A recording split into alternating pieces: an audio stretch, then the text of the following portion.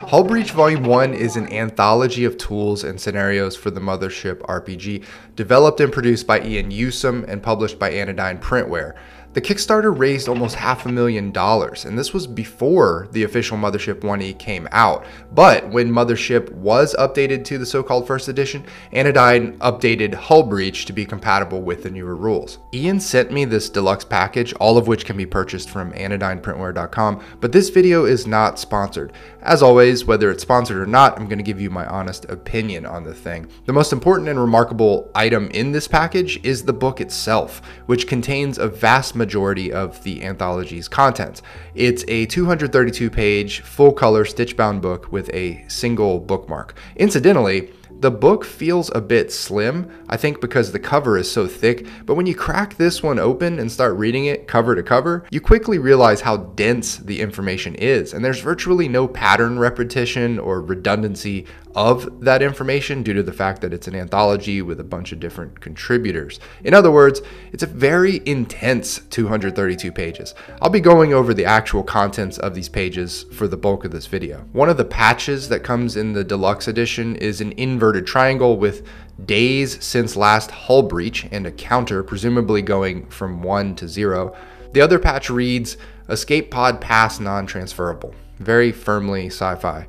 The rest of the peripheral materials are contained in this sort of UV resealable bag, which has this executive suite label on one side. Great sticker design here. By the way, the concept of this video is to list out X number of reasons why Hull Breach Volume 1 is an indispensable source for expanding and improving your Mothership game, and we'll start that list with number 1. Here is a Union card containing very realistic Union member rights, such as info about safety and 10-minute breaks, but veers into comically dystopian stuff about conditional indemnification and other things you wouldn't find on an actual Union card. Breach of Contract is a supplemental book that comes in the form of a spiral and is meant to arm GMs with the kind of harsh, in-stage sci-fi capitalist legalese that is perfect for oppressing PCs in a game of Mothership. Some of the pages are meant to be torn out of the spiral and used as signable contracts, and the whole thing was written by Emily Weiss, an actual attorney. This supplement is not just a couple of pages of funny legalese, it's a full-blown 70 pages of explanations, definitions, and actual play options. There's a section on how to create Mothership-themed contracts, including ones for bounty hunters. There are death indemnities and letters of marque, which are sort of like licenses to allow one ship to capture another. It goes on and on and on with every kind of legal device imaginable. I think my only complaint is how the pages don't face each other, so you have to flip the whole thing over every time you go to the next page. The tearaway spiral format makes sense towards the end when you get to the contract prop pages meant to be torn out and handed to players, but overall, Emily went way over and beyond the Call of Duty with this booklet. Then there's the map. Okay, so even though Hull Breach is an anthology of 26 or so different resources like adventures, locations, GM advice, and NPC generators, it all loosely takes place in a section of space called Public Sector, which contains 3 star systems. You don't have to use this map or the concept of public sector at all, though. Each entry in Hull Breach can very easily operate as a standalone unit of inspiration, but there are some thin strands of connective tissue uniting a lot of the content, and this map is one of the central conceits. The achievement stickers are a great concept where you can reward players for certain tasks like learning a company secret or surviving a potential TPK with little abilities like advantage on certain checks. I've never seen this concept before of little achievements like these that contain abilities and which can be given to players in the form of a tangible sticker, but it's really one of the coolest ideas I've ever seen. The Agent class is a trifold pamphlet that gives you a ton of information on a new Mothership class meant for espionage and spy-oriented adventure arcs. It's beautifully done and it's designed to integrate with other classes so that your PC is presenting themselves as one class but is really secretly an agent. But onto the book itself. As mentioned, the book contains 26 different resources for the GM to enhance their game of Mothership, and they're generally organized into intel or toolkits and GM resources, 6 missions, which are all different jobs and scenarios, 6 locations, which come in the form of space stations and planets, 5 entities, which are creatures and personnel, and 3 asset concepts, or equipment and technology. I don't really get super excited about anthology works because I always find that there are at least a few lower quality entries that sort of dampen any given collection, but this anthology pleasantly surprised me. I'm not sure how Ian was able to find and attract so much talent, nor do I know if he rejected any entries, but this book manages to have good ideas and presentation in virtually every single entry. Let's go through them quickly and I'll give you the thing I like most about them, as well as in some cases where I think maybe things could have been done a little differently. Essence of Dread is a little article by Liam Stevens about how GMs should try to use different senses besides sight and sound to describe a scene.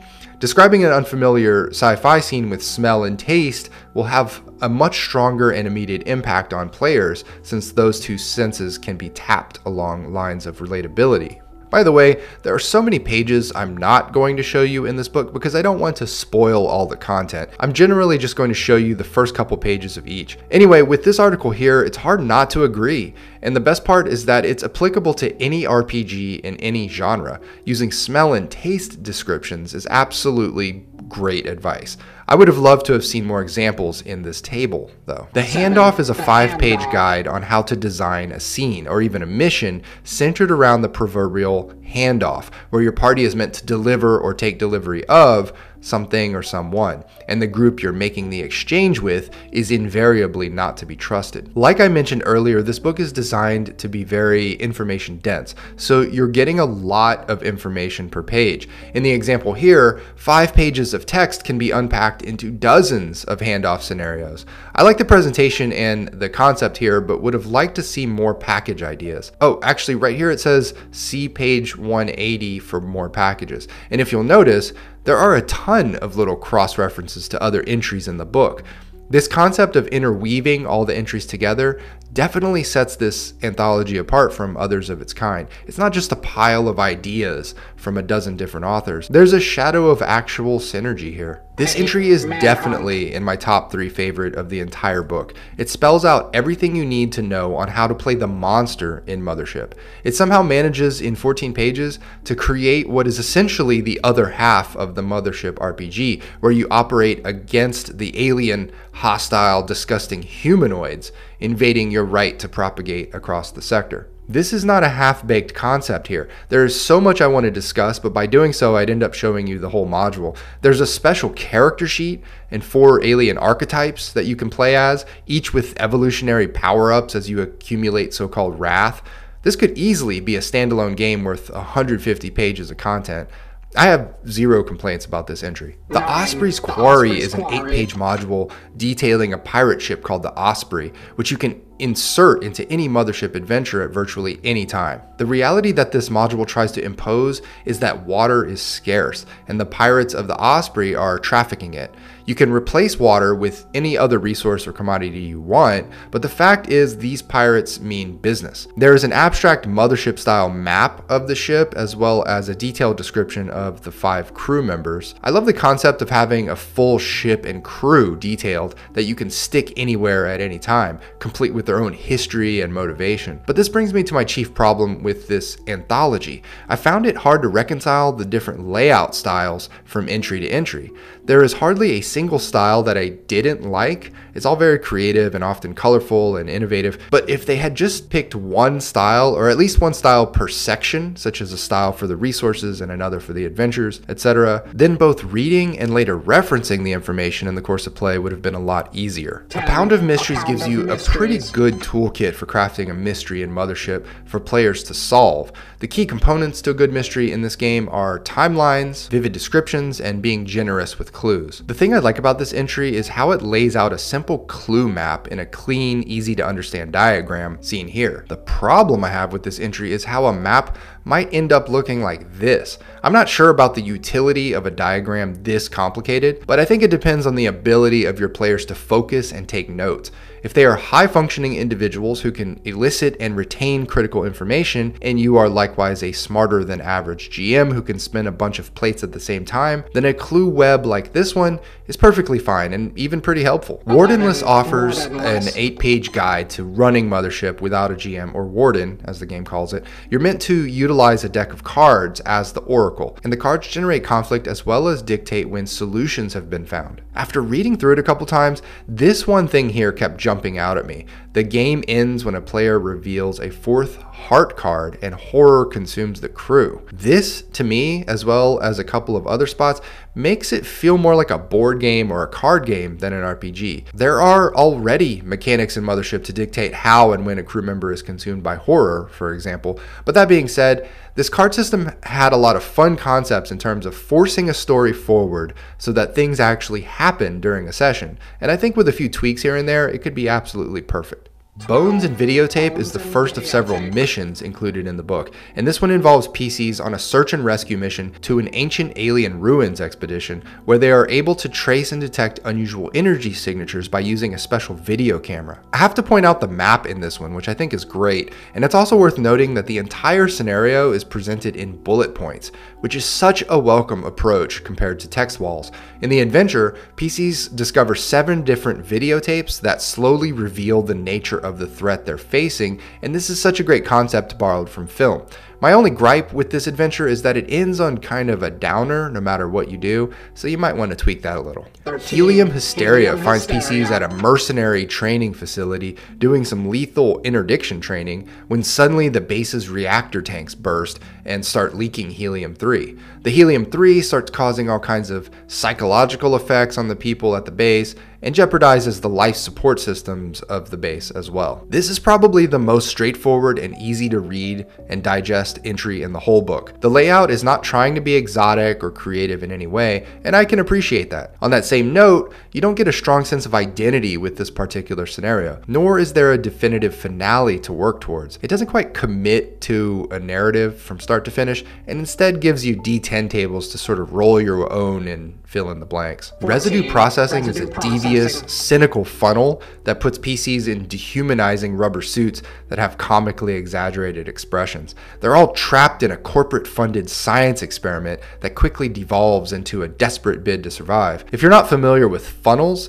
they're this concept where each player starts off with 3 or 4 characters. By the end of the session, they're left with, hopefully, one survivor who they can then continue on with in a more survivable adventure. I like the theme and concept of this one a lot. It reminds me a lot of the RPG Paranoia, mixed of course with the funnel concept that you might find in Dungeon Crawl Classics. The science experiment aspect of it is so inhumane and twisted with no regard to human life. My most immediate thoughts went to Squid Games or the Aegon spinoff Deathmatch Island, which both have that element. I don't think I have any complaints about this one. Another one of the greatest features is the fact that if your players all get a survivor through, those survivors have a very strong bond as well as a shared purpose, which is to get revenge on whoever put them through this hellish experience. And of course, that revenge mission can be plugged into virtually any other Mothership adventure. Roadwork is a scenario that sees PCs as highly paid volunteers taking part in a revolutionary new way to permanently establish hyperspace lanes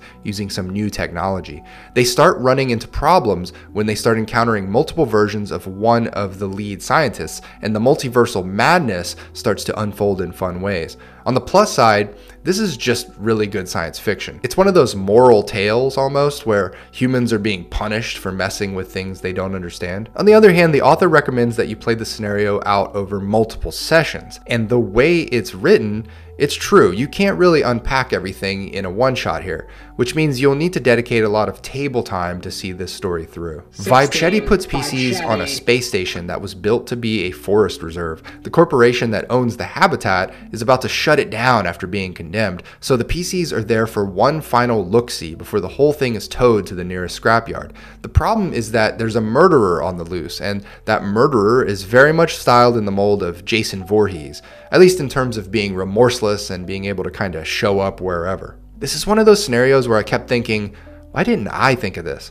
It's quintessential Mothership combined with a slasher film. I think my only complaint is that the mythically powerful resilience of the killer could prove to be frustrating to players who outthink and outsmarted in play.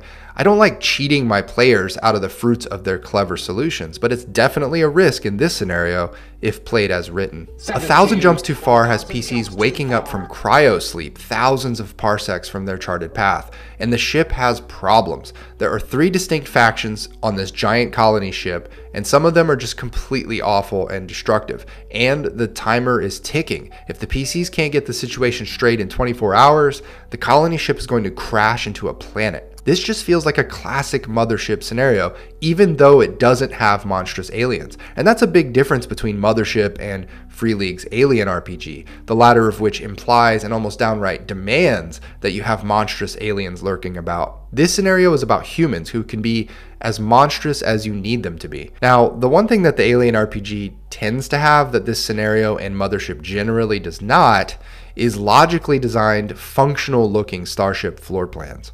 Escape Clause puts PCs in custody, awaiting corporate trial for breathing too much air on an interplanetary shuttle. They're trumped up charges in a comically unjust court system, and it's up to the PCs to navigate their way through trial using an old, outdated legal rights vending machine that only has 8 commands.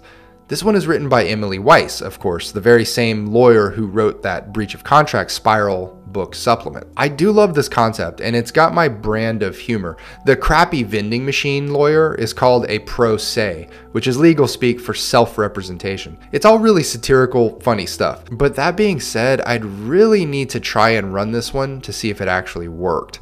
Players need to know their options at trial, and really the whole thing takes on a life of its own outside of the rules of Mothership. Continuing with the satirical, cynical spin on modern society is Interstellar Mart, 8 pages of generators meant to help you design an interdimensional sort of Walmart or IKEA that descends for 20 levels as a depth crawl. The only floor where you see the customer-facing products is the first floor. Every level thereafter is one sort of stock room or another, all uniformly decorated with drab cream walls, dark blue carpet, and yellowing lights. You do actually encounter creatures here, which come in the form of humanoid staff, security robots, and maniacal, nightmarish entities called janitors. I love the whole concept, but the author only provides 10 generic items that are sold by the store. I think this was a missed opportunity where it could have been 50 or 100 items, which all continued to reflect that satirical nature of the scenario. Procession of the Enlightened Chorus is based on yet another great sci-fi concept, the generational ship.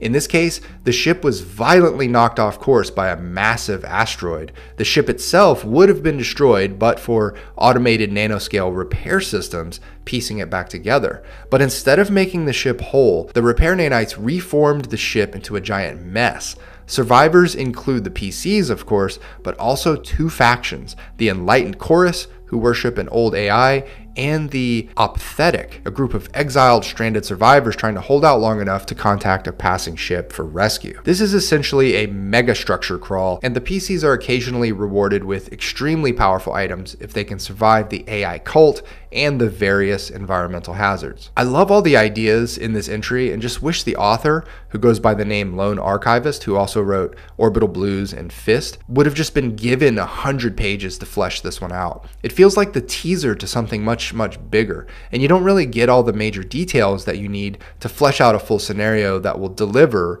at least not without filling a lot of the blanks yourself. Siesta 3 Autonomous Zone acts as a sort of home away from home for PCs, a campaign hub that shifts and changes a little bit every time the PCs return.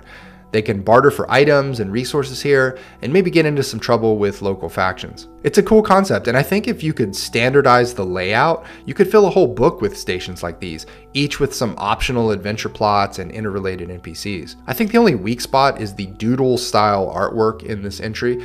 It is entirely within the tradition of Mothership to include doodles of this quality, but it still doesn't sit well with me, especially following the stunning illustration on the title spread.